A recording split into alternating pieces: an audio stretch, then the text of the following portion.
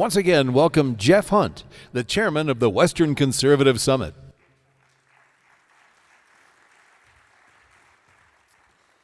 Friends, when we train our children, when we read the Bible stories to our children about the great leaders of our faith, we talk about Moses, we talk about Joshua, we talk about Stephen, we talk about Queen Esther, we talk about Daniel, we talk about the prophets. Why do we do this? We like to highlight the fact that they stood for their faith in the midst of immense persecution. When the whole world was coming down on them, telling them to give up their faith, they refused. Friends, I am so very proud this morning to introduce to you someone who in our own midst is living up to the same values that the great leaders of the Bible have lived up to and lives in our own neighborhood.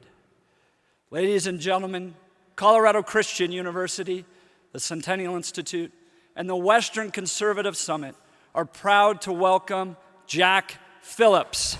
Please welcome Jack Phillips, Colorado baker and winner of the recent Supreme Court decision.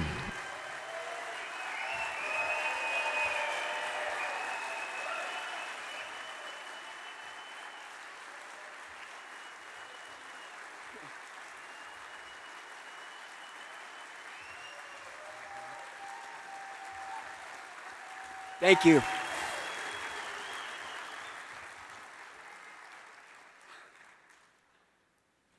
Wow, thank you. Thank you for allowing me to be here this morning, for the great pleasure that is for me.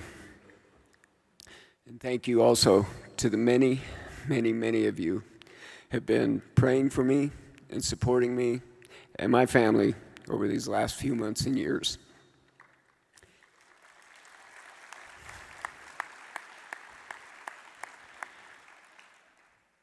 It's been quite a week, but God is so good. So, most of you know, the United States Supreme Court ruled 7-2 in my favor this week.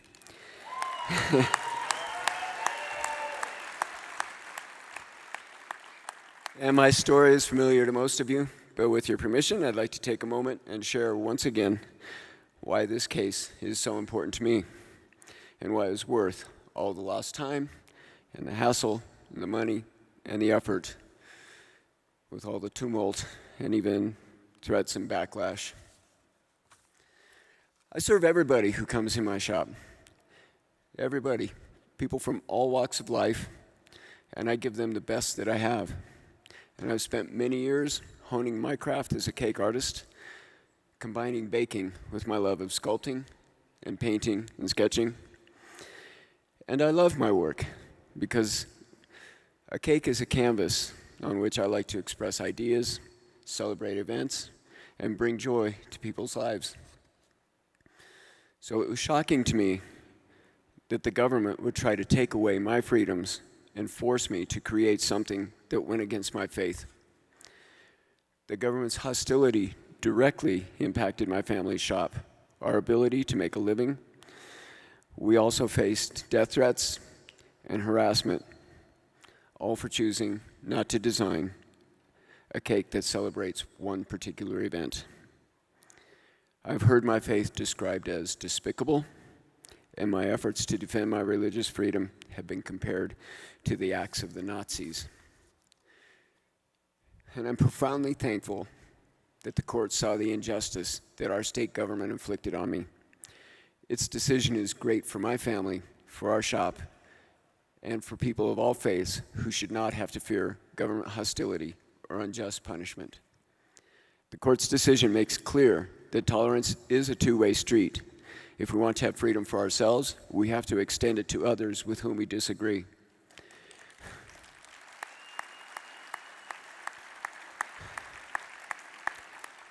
Even about important issues like the meaning of marriage. Our nation is grounded in freedom of religion and the principle that the government cannot be hostile to our faith.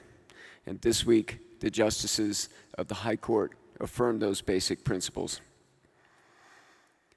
Of course, I'm very grateful to those who walked most closely beside me through this long, tangled legal process.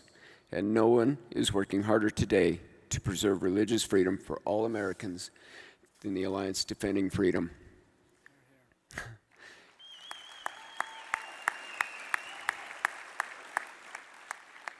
From the beginning, their team has worked not only to defend my case, but to understand where I'm coming from, to know who I am and why my work and my faith are so important to me. They work to be an encouragement to my family and to look out for our rest and security and give voice to the convictions that are sometimes hard for me to express. That attitude begins and ends with the leader of Alliance Defending Freedom, Michael Farris. Mike has been the president and CEO of Alliance Defending Freedom since early 2017, but I actually knew of him long before that, as many of you did, through his leadership of the Homeschool Legal Defense Association, which he founded in 1983. He is also the founding president of Patrick Henry College, a conservative school, Christian school in Purcellville, Virginia. Earlier this year, Mike had the privilege of arguing for the second time before the United States Supreme Court in another ADF case. On behalf of the National Institute of Family and Life Advocates, Mike argued against a California law that forces pro-life centers to promote abortion. We're hoping for another good Supreme Court decision in that case any day now. So, ladies and gentlemen, it's my great personal pleasure to introduce you to the leader of my favorite legal group, Mr. Mike Farris. Mike. Please welcome Dr. Michael Farris, President and CEO of Alliance Defending Freedom.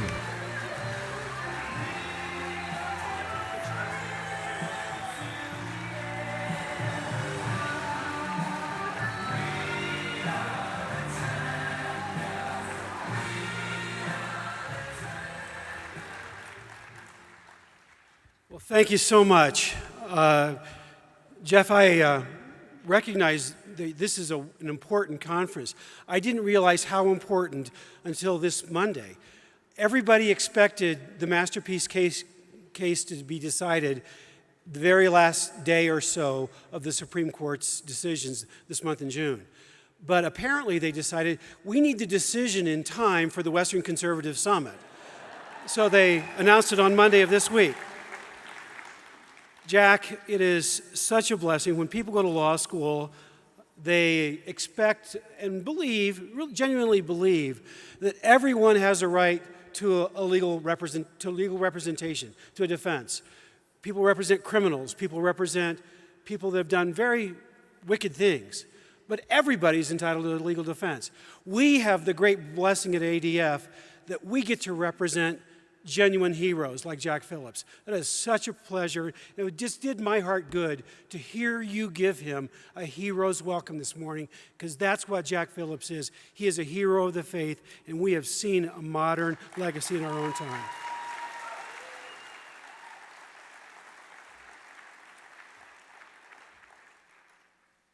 It used to be well accepted by just about everybody, the following phrase: I disagree with everything you say, but I'll defend to the death your right to say it. That principle represents one of the most important distillations of the essence of American freedom. Freedom of speech prohibits the government from banning your speech if it doesn't like your content. Even more importantly, freedom of speech means the government cannot compel you to deliver a message that you don't believe and you don't want to deliver. Jack Phillips was put on trial because he exercises freedom to not deliver a message that he disbelieves. As you heard from himself this morning, Jack serves all people, but he doesn't create all messages. And the Constitution of the United States and principles of natural justice say that he's entitled to speak only that which he actually believes. But in reality, Jack was not the only one on trial. In many senses, America was on trial, starting here in Colorado, and ultimately in the Supreme Court of the United States. Because if Jack Phillips doesn't have the freedom to decide which messages he wants to deliver, then America cannot call itself a free nation. Now, Tim Gill, also from Colorado, has declared that he will use his mega millions to use little legal and political processes to punish the wicked. That's his phrase. Punish the wicked. The wicked are those who disagree with his views on same-sex marriage and gender-related issues.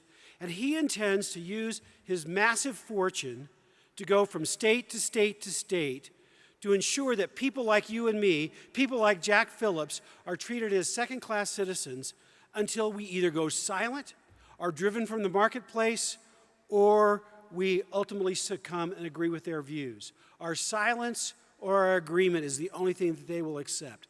They will not accept our freedom. Now, if Tim Gill wanted to try to use logic or persuasion or evidence to convince people of his viewpoint, more power to him. He's got all the right in the world to try to do that. But when he tries to use the levers of government, when he tries to buy his way into power and use the levers of government to suppress ideas that he disagrees with, he is behaving in a way that ultimately begets an unconstitutional process and is utterly un-American at its core.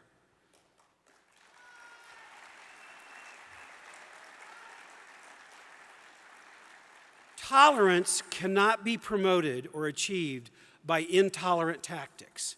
And that's what's going on when Jack Phillips is being suppressed, as he was here in Colorado. But it's not just in Colorado. ADF is seeing this all over the country. Atlanta Fire Chief Kelvin Cochran was fired by the mayor of Atlanta because he wrote a book for men in his church that expressed traditional views about marriage. Firing Chief Cochran is unconstitutional and un-American, and ADF is defending him in court. We're in the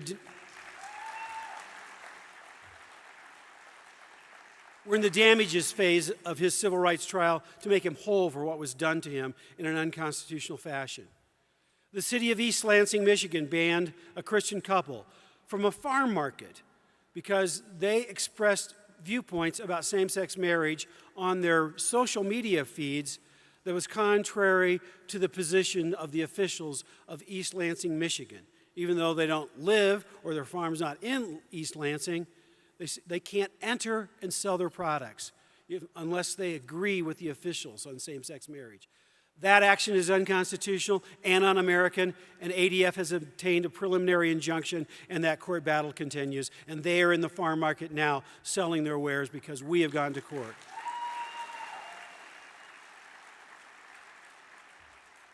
There's an unbelievable number of public colleges and universities in this country that believe they need to shelter students from offensive ideas.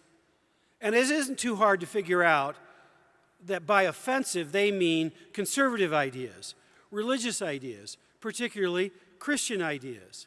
It's become a mantra for them. I feel hurt and afraid by what you say, and thus I have the right to have you silenced, and you can't speak because I'm hurt and afraid.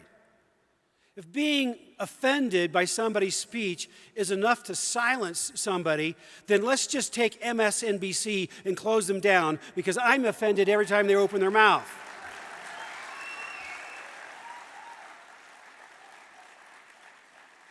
Bill Maher shouldn't ever be allowed on television because I'm offended about everything about Bill Maher. But that would be wrong. I will stand for Bill Maher's right to speech. I will stand for MSNBC's right to be silly and wrong about everything. They have the right to do that because that's what the Constitution of the United States says. And we should not try to shut them down. We should try to show that they're wrong by besting them with logic, evidence, and persuasion. We can win on the facts. We're not afraid of truth. You can see who does not defend the truth when they try to silence others. It is only the weak that try to silence someone because they don't agree with them. Now, back to the colleges. There's no right to silence your opponents. If you're offended, walk away. Turn off the television or argue something to the contrary. A nation that is afraid of speech is a nation that invites a totalitarian impulse supposedly to protect us for our own good. But despite the lessons of history that totalitarianism never works out well, never is for the people's good, colleges in this country continue, in the name of trying to protect students, to follow a totalitarian impulse. That's why Kellogg Community College in Michigan and Bunker Hill Community College in Massachusetts had students arrested for passing out copies of a document on campus in violation of their so-called free speech zone policies. What was the controversial document that they were passing out that the students needed to be protected from? It would offend their little psyches. It was called the Constitution of the United States. Now, that's a lawyer's dream. Defending students for passing out the Constitution. That's not just unconstitutional, that is quite literally anti-constitutional, and colleges need to understand that. I've got a message for every public college president in this country. There is a free speech zone. It's called the United States of America.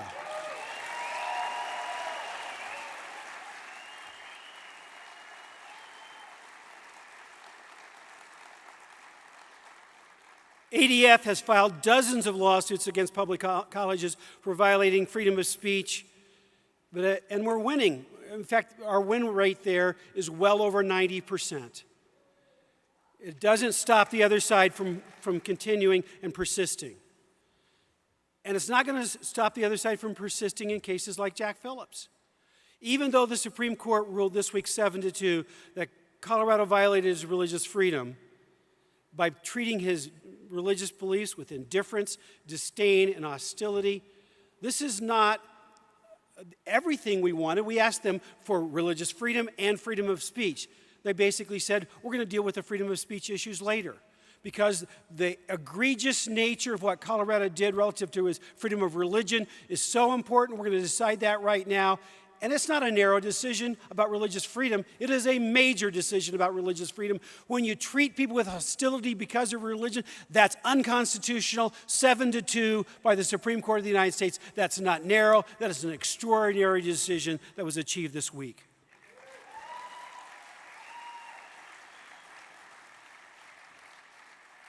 But the freedom of speech case is going to have to be decided.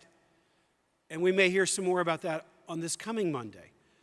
Thursday, 2 days ago, Barronelle Stutzman's case was before the Supreme Court for a vote on whether they're going to grant the case or remand the case in light of Jack's case or deny the case. And we're likely to find out on this coming Monday how they voted. Monday at 9:30 Eastern Time, we'll know a lot about what the impact of Jack's decision was.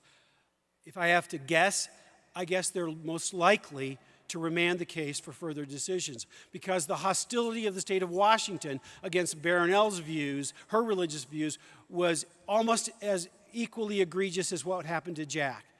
Now, maybe they didn't have such judges with such loose lips that said vile things, but they did exactly what they did to Jack. The decisions on people on the other side were treated to the contrary. And when other people went to various cake shops here in Colorado and asked for messages that violated the liberal sensibilities, and that was brought to the commission, they said, oh, no, that's protected by freedom of speech. The Supreme Court of the United States said that kind of differential treatment is evidence of religious hostility, and that's present in Barronelle's case as well. The disparate treatment, we believe that we're going to win that case just like we won Jack's case, but there are many more like them that are coming. Hands on Originals, a print shop in Kentucky ADF is representing, who didn't want to deliver a message about a gay pride parade. That's before the Kentucky Supreme Court. Calligraphers in Arizona are before we're taking that to the Supreme Court of Arizona as well. That's in the pipeline. They didn't want to do wedding invitations for same-sex weddings. The Carlson family with their Telescope Media, they didn't want to do wedding videos. They're a great video production company. These cases are in the pipeline. The free speech cases are coming, and the Supreme Court is going to have to ultimately decide it. And we believe that free speech will win and must win if we're going to remain a free country.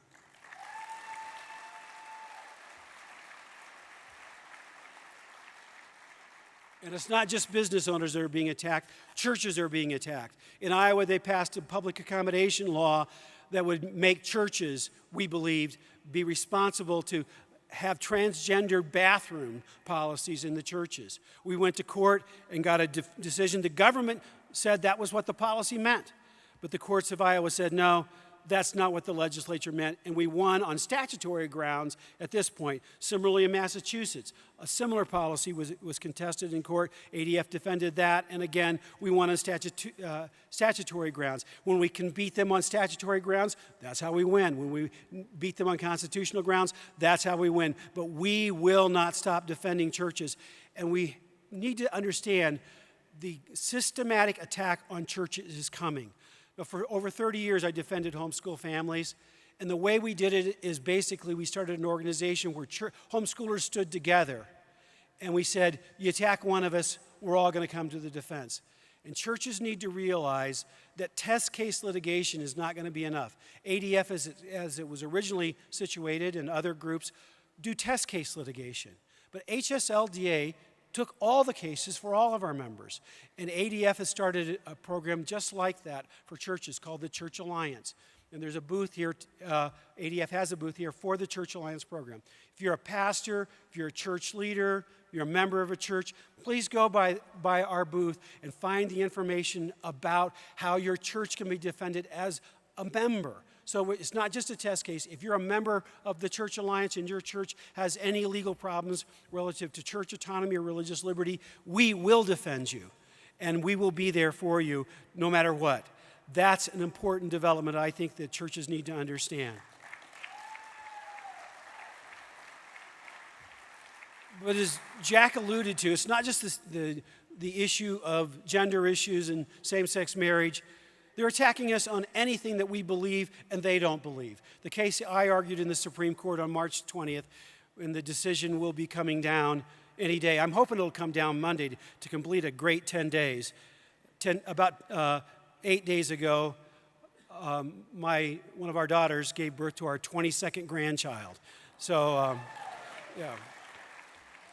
I tell liberals, you take over America your way, we'll take over America our way. Then Jack Phillips was decided on Monday. And then 2 days ago, my beloved Washington Capitals won the Stanley Cup Capital. Let's go Caps!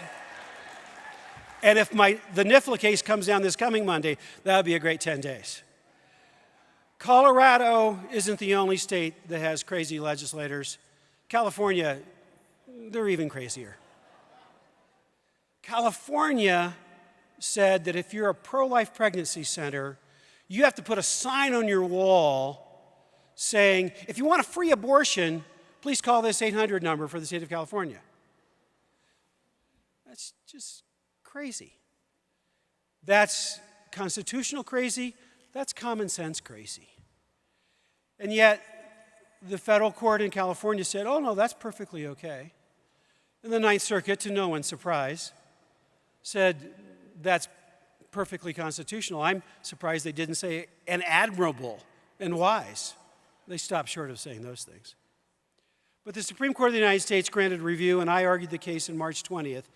And I am expecting good things. There's no guarantees in this, but based on the oral argument, it seemed to go very well.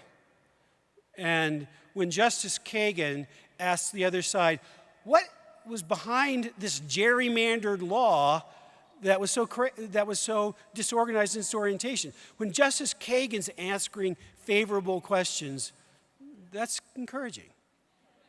That's very encouraging. Free speech means that pro-life centers don't have to promote the pro-abortion message. That's the essence of it. But they're not going to be content until they force pro-life doctors to perform abortions. A nurse that ADF defended in New Jersey, Kathy DiCarlo, was required to assist in abortions. We're defending midwives in Scandinavia before the European Court of Human Rights. We've been engaged in international religious freedom, helping the persecuted church for many years now. And We have a number of cases in the European Court of Human Rights, including homeschool cases from Germany that ADF and HSLDA are partnering on. My old organization and my new organization have been partners on that issue for a long time. We also defended doctors in Vermont who were required by state law to give referrals for assisted suicide. It's just nonsense. They will not stop until they silence all of us who disagree. The totalitarian impulse is out there among the left. They want to train the next generation of college students to believe their left-wing views or be silent. You ask students on a college campus today, are they comfortable wearing a Republican bumper or button on their lapel? They'll tell you no, they're afraid, because the compulsion to agree with the left is so strong in law and culture. We're going to have to work culture differently, but we must respond on the law side and say it is not constitutional, it is not American, it is not fair, it is not just to silence people you don't agree with. There are three things that we got to do to resist the totalitarian impulse. Number one, we have to make sure that we ourselves understand freedom. And freedom means not only do we have the right to speak, but also that people who disagree with us who have the right to speak. And as long as we remember that and promote true freedom of speech for everybody, we are the vanguard of freedom. And most Americans will see the logic and consistency of our viewpoints, and they will join us as long as we take that balanced and appropriate and freedom-loving view. Freedom is for everybody, but we have to also say, you know what? We're going to teach our kids that freedom is for ourselves. Our children are embarrassed to stand up for our viewpoints. We've got to teach them courage, and we've got to teach them what freedom means. And finally, we've got to fight. And we have to fight for our own freedom day in and day out. ADF is by far the largest legal organization in the world doing these cases. We have about 250 staffers, offices all over the world, offices all over the United States. We send our lawyers, the best lawyers in the country, trained to defend freedom, and we need you to stand with us. The ACLU has raised millions of dollars after Jack's case to say, this is a dangerous decision, we have to fight back. Well, ladies and gentlemen, the fight's not over on our side. We thank you for your support. We need your continued support, because freedom deserves defending. And you and I believe in freedom, and we will defend. God bless you. Thank you very much. Thank you.